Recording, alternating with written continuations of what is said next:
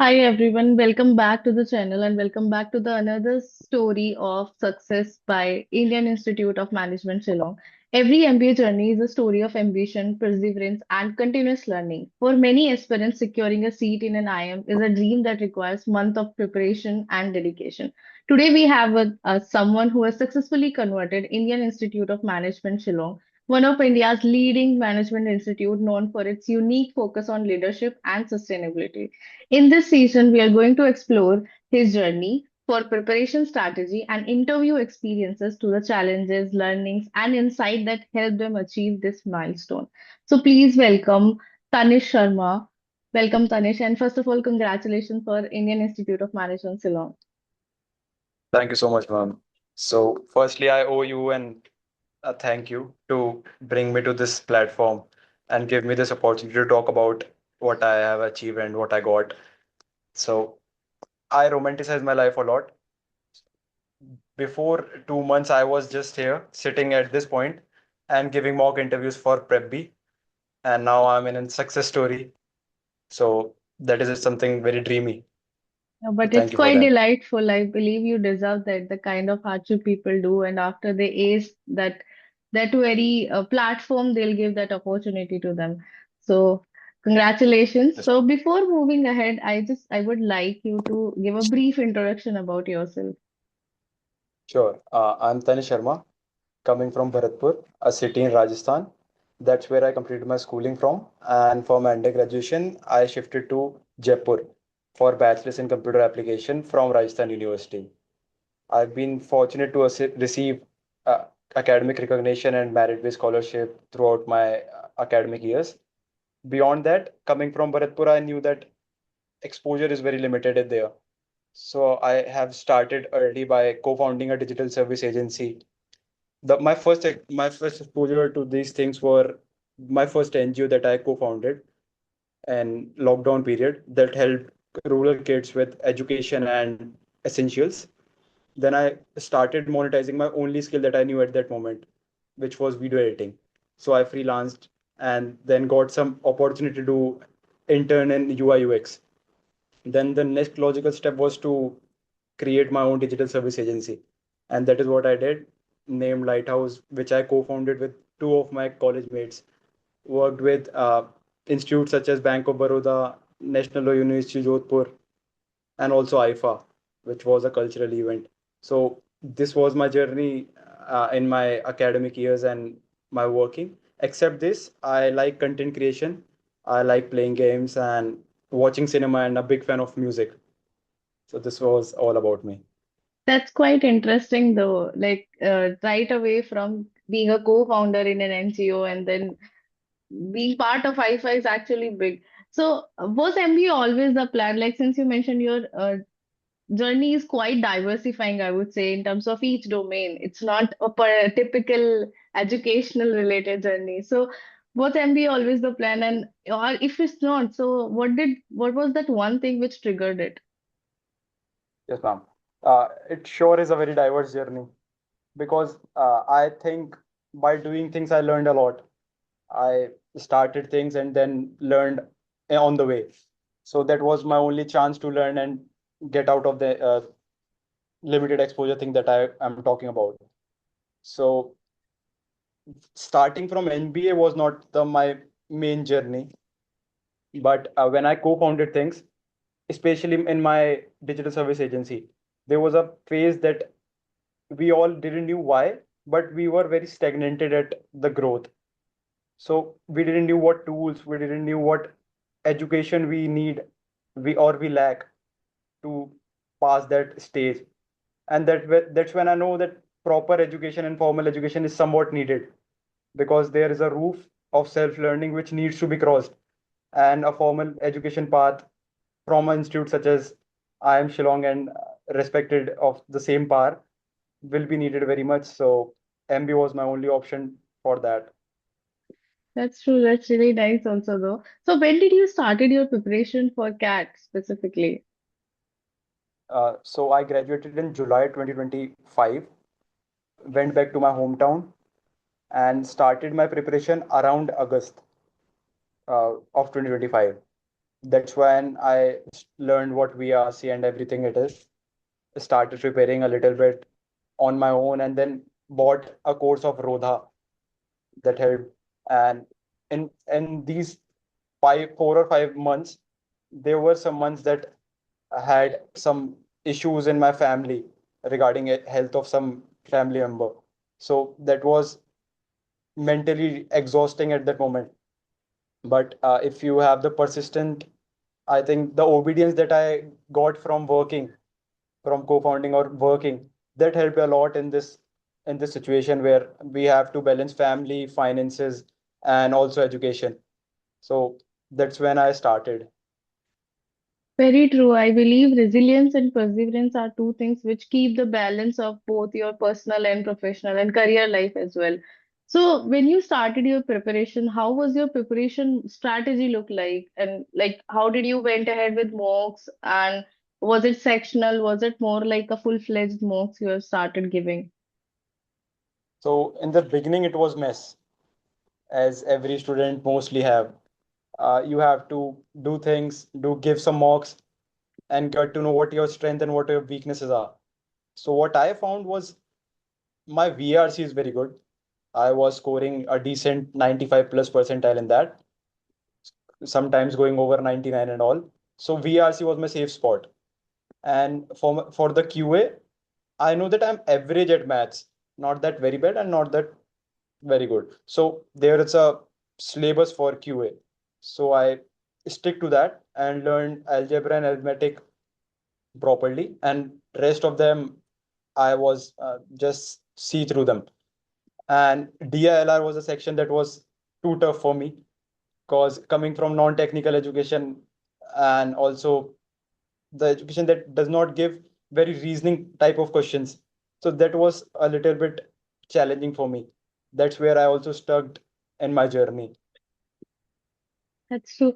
For most of students who are coming from non-tech background, actually they at times feel it's difficult to navigate through LRDI because it's require more of analytical strategy and thinking as well, right? So let us walk through how many walks you have given. I have given about 8 to 9 mocks. Didn't And get the can chance to give more. if you can recall what was your first mock score? First mock score was about 35-ish. It was for Rodha only. I got pretty much messed up in DILR and QA section. Still, you have navigated through it, and with the perfect, I would say, the correct strategy, you have nailed it. So, I wanted to ask one more thing. Like, since you have been going through some personal issues, how did you ever feel like you wanted to give up and not to pursue it and give it next time? Uh, there is always a voice that speaks to you that this is a easier path and you should just leave it and give it another year. But I don't think so that that's a voice you should hear. And if you have the certain goal of about doing something, it should be so rigid that nothing in the world can change that. And that's what I did. I just put my head down and study, I think. That's very nice. So, when you mentioned your weakest section you felt was LRDI, right? So, how did you plan your strategy for the D-Day? Yes, ma'am. So LRDI was purely, in my opinion, based on your practices. I had Rhoda, so I practiced some type of questions which are caselets or arrangements. So these were some areas that were I was good to, and also DI, the graphs and similar kind of section. I was good at them, but the MISC and some other mathematics type of graphs and questions I was not very good at. So at the D day, I was very planned that I just got have to score about 85 to 90 percentile. I won't go to that level. I just have to stick to my basics and solve one or two sets. And that is what my strategy was, and I think that worked. I think it's pretty good strategy to stick to your foundations and to keep your basics clear and then build on that. So here comes the actual question, the actual date where you gave your CAT exam. So how did you approach VA, RC, QA, and all the three sections? Like, was it like RC first and VA later, or did you plan to go side by parallelly and from sequential basis? So how did you plan it? Yeah, so as VRC was my strong point, I was comfortable to it. But due to some circumstances, I was blanked for about 10 minutes in that section. So I just had 30 minutes for me.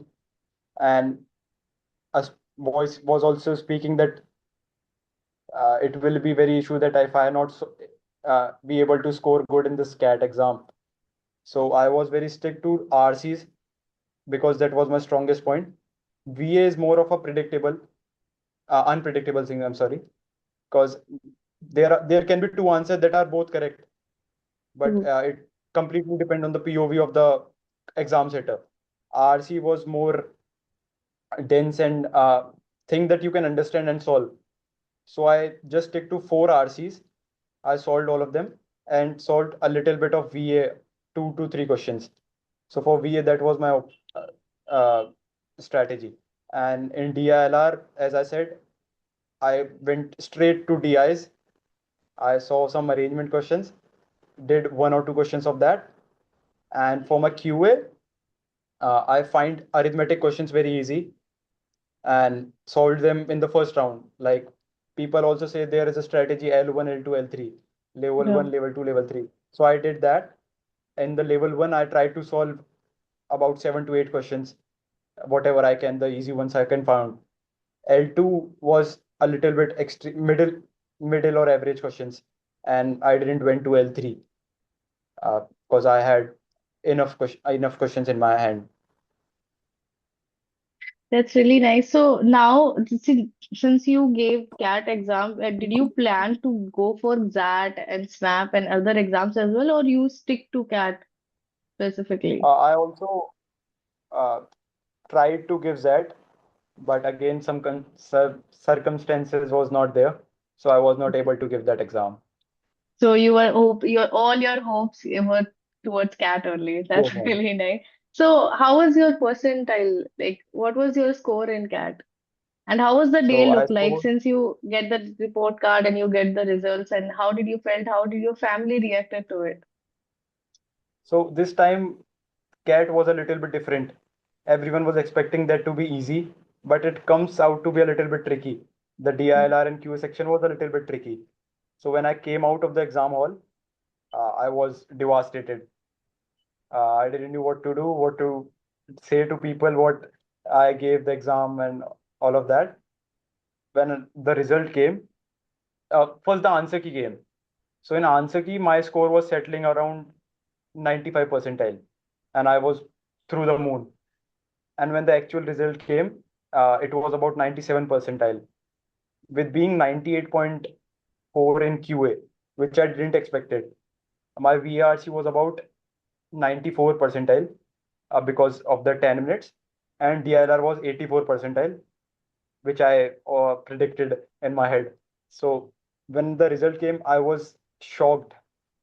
Legit, it was something kind of a miracle. Whatever I've been through, whatever I did, whoever people helped me, there were many people who helped me in this journey. So it was all a dream for me. Uh, when the result came, people were happy around me. There was again a festival in my family. So That's that great, was nice. a dreamy day. It seems really pleasant though. So once you got your results, and after that, how many calls did you get? So I got every IM call except the Blackies one. I just had Lucknow and also Okay, Shillong. So Lucknow, I had both of the calls, ABM and the ABM core and one, core. and IIT Madras and IFT and IMT. I Still, they missed are the form of really, MBI. it's Yes, really ma'am. pretty good calls you have. Like quite a good number of calls, quite a good number of opportunities that you had. So once you got the call, here comes the next step of selection process, the GDPI. So did you take any guidance? Did you join any institute for that? I was blank to what GDPI is. I didn't know what to do in that, what will be asked, and how should I present them. So there was a friend uh, who was a past Prep B member. His name was Ansh, if I have to say. He helped a lot. He suggested me Prep B. I took the course. I could the gold one. I started, and a mentor was assigned to me. So that's how I started in this GDPR journey. I won't lie, I didn't knew one thing: what will be asked and how will they ask me. I learned everything through not overselling but Prep B. It helped me legit a lot, and I gave mocks that they have. The mentor was very good. They shared me resources which I have. I had an inclination towards marketing, so I learned everything about marketing that I could. I did a little bit of branding in my work, so that also helped me. That's quite nice. So, since you mentioned about the Preppy program, so did you have and felt any measurable difference in your confidence as well since you joined? And I know for a fact I heard it from multiple students that the structure was somehow missing, even if you know how to speak, how to deliver, but you don't know how to structure your answers. That's what they give. So, did you also felt that measurable change in you? Yes, sure, ma'am. The thing is, when you think about GDPR, firstly, facing two people asking you questions straight up is already a very tough thing for a student. And True. that too, the questions are very random. They won't ask on a specific subject or a specific thing. That also gives fear to the students. When specifically to Prep B, you give mock interviews. There will be people from regarding good colleges, IIMs and IFT. So when they ask these questions now, you will be very comfortable around these questions and how will the situation happens. The more mock PRs you will give, the more confident you will be, and the more thing you will learn about your own nature. How do you speak? What do you lack? So the self reflection helps a lot. Yeah, you start handling pressure as well. Like you can Yes, ma'am. still be calm in the situation where it is more chaotic. So now comes the question when you actually went for GD and PI. So what was the topic for GD? How many people were there? So my Shillong's interview was the last one. I had the gap of 10 days between Lucknow and Shillong. Lucknow was not very well. They got too much in maths, so that messed up a little. So for Shillong, I had no hopes because I was very happy with Udaipur. Shillong's, I had no hope, but I was preparing a little bit about it. The designing perspective of Shillong, their logo, their brand identity, and the marketing of that area, the Northeast. So I was making my books around it. When the actual day came, I took a friend to me and went to the place where it was. It was very tensed. I don't know why Shillong has some different aura. They have some different measuring capabilities or what, but it was very different from other interviews. So my GD topic was there was a guy. He is working nicely. His company is working nicely, but they are in profits, by the way. But he needs to excel to foreign investments because he want to scale up there. So should he take foreign investment or should he just be on his own now? So it was a discussion around it of around 15 minutes. That's quite nice. So now comes the PI part. So before that, how many students are there in the GD? In GD, they were around 8, if I'm not And wrong. was it like a chaotic GD or was it more like a calm GD? Everybody get their chance to speak. It can turn out to be pretty messy because every person is different, their communication style is different. So Hmm. that completely depend on the day, I think. For myself, we 8 were very specific to our topics. Like if I'm good at branding, I will give suggestions regarding it. If they are good at finance, they will give it to from that perspective. So that was Okay. pretty chill, and everyone had their time to speak of. And it's your lucky day, I feel, because generally Was GDs are quite messy. So now comes to the PI. So how did your PI went? yeah, I was again messed up because I, if I'm not wrong, I have asked 40 plus questions in my PI That's regarding quite a bit. everything from my 10th subjects. They asked me something about appendix. They asked me something about Bata shoes. They asked me something about IFA. I 40 plus questions. It was rapid fire, and both of the guys, they were so smart. They were not giving any look, no response to me. They were just straight sitting up and just shooting questions towards me. And what I had to do was just answers and nothing else. So it was one of a kind of interview. Yeah, it seems not grilling, but it's kind of like very strict and not so much conversational PI. But still, Yes, they ma'am. like maybe they're checking your resilience, your calmness in that mode and in that zone. So now comes to the question, once you're done with your GDPI, so how many calls you have converted after that? Gratefully, I have converted every call that I had in my first round, except Lucknow, which I have waitlisted at around 24 now. So that is a borderline case. I don't know about that, And we but wish other you than will that, I have convert that. converted. No, we will Thank you wish so much, that ma'am. you will convert I'm Lucknow as well. So, which was there any call which seems very surprising for you? Since you mentioned you are not hoping for IIM Shillong as well, right? You were said you wanted to settle for IIM Udaipur. So, was it surprising for you? You didn't expect.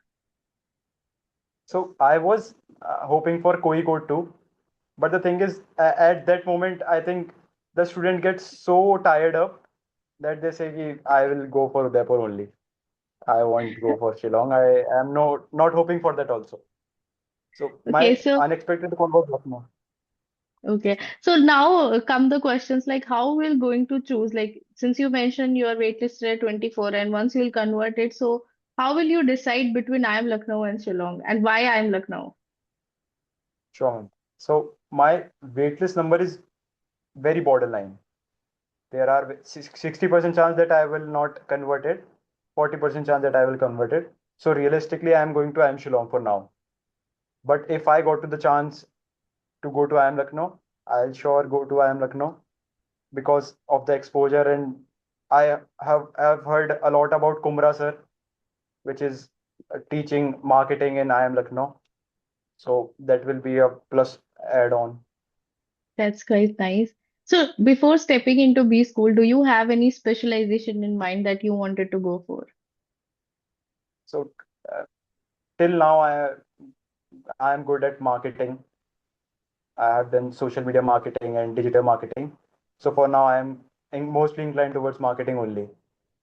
Okay, so you've already planned. So, before going, are you planning to go for any certificate courses as well? Since you are coming from a non-tech background, and there will be a tech related questions, tech related domain subjects are there in specifically in first year of your MBA. So, are you planning to go for such courses? Sure, I am looking for some. There's a course in Prep also regarding the case study and uh, the young leader, if I'm not wrong. I'm really sorry. I'm bad It's with a young names. leader But program, so it's okay. No, I'm just all, asking like there are students who are preparing for basic Excel, foundational courses of PowerPoint and all, so that because you're not going to learn them during your MBA, right? So before yes, stepping ma'am. into B school, certain like the basics will be clear, right? Okay, so that's it for today. Thank you, Tanish. Thank you for Thank you sharing so your much, ma'am. journey with us and being honest with us. And I'm Thank hoping you. that your experience and insight will undoubtedly help and inspire many aspirants who are working towards their dream of joining Indian I Institute sure of hope. Management, Shillong. And to everyone who are going to watch this, remember that success is built through consistent effort, continuous learning, and the courage to keep moving forward, even when the paths get challenging. So, if you found this session valuable, don't forget to like and share with those who really need it. Thank you, and we'll see you in the next season. Thank you. Thank you, ma'am.